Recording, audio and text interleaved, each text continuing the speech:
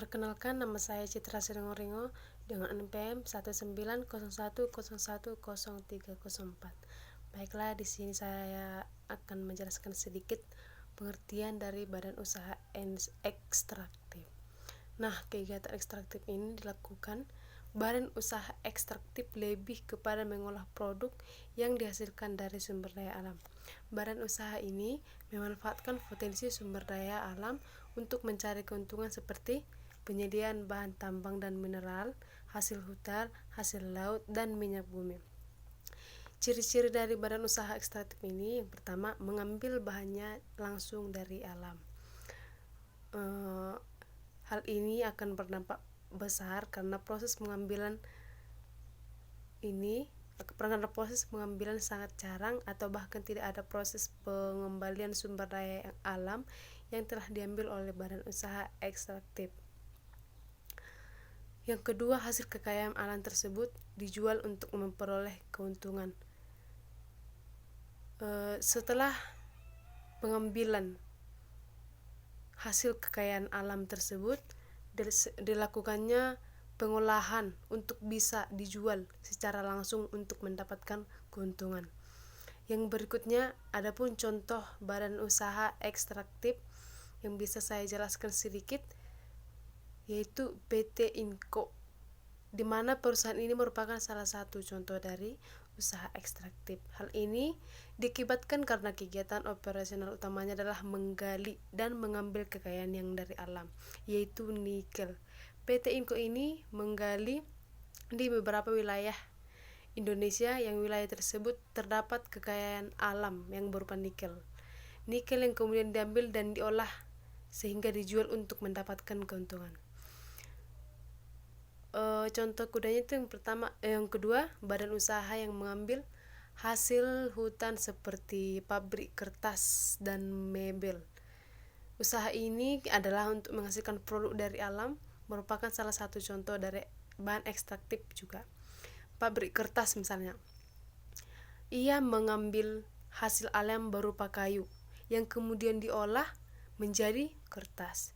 Tidak hanya itu, usaha mebel juga memanfaatkan kayu seperti kayu jati, mahoni, dan berbagai jenis kayu lainnya yang merupakan badan usaha yang bergerak di bidang ekstraktif.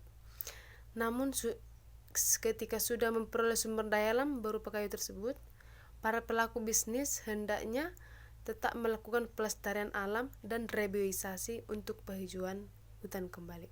Selain itu, memperpanjang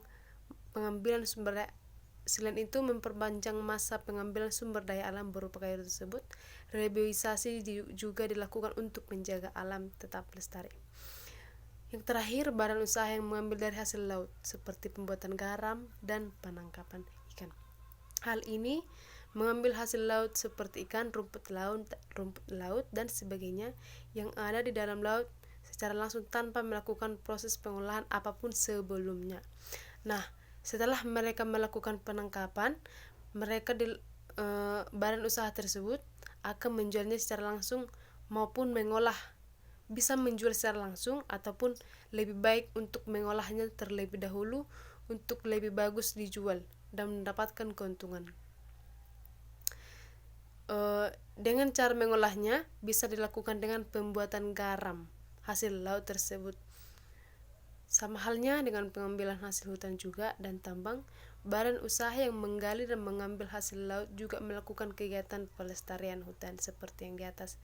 Kita juga harus melestarikan laut tersebut sehingga kita bisa mendapatkan keuntungan nanti di hari-hari berikutnya. Hal ini dapat ditempuh dengan menebar benih ikan di laut sebagai upaya melestarikan ikan-ikan di laut. Selain itu juga dilakukan berbagai upaya untuk dapat menjaga ekosistem laut agar tetap lestari dengan tidak mengambil hasil secara besar-besaran, seperti tidak menggunakan bahan peledak. Itu sangat berbahaya jika bahan peledak kita lakukan di laut. Semua ikan akan bisa punah dan kita tidak akan mendapatkan keuntungan lagi. Dan tidak menggunakan racun ketika akan menangkap ikan di laut. Seperti yang dibilang tadi, tidak akan menggunakan racun. Walaupun kita menangkap ikan dari laut, kita menggunakan secara alat yang tersedia, bukan dengan aneh-aneh ataupun yang katakan seperti racun. Baik, demikian hasil penjelasan saya tentang badan usaha ekstraktif. Saya ucapkan banyak terima kasih.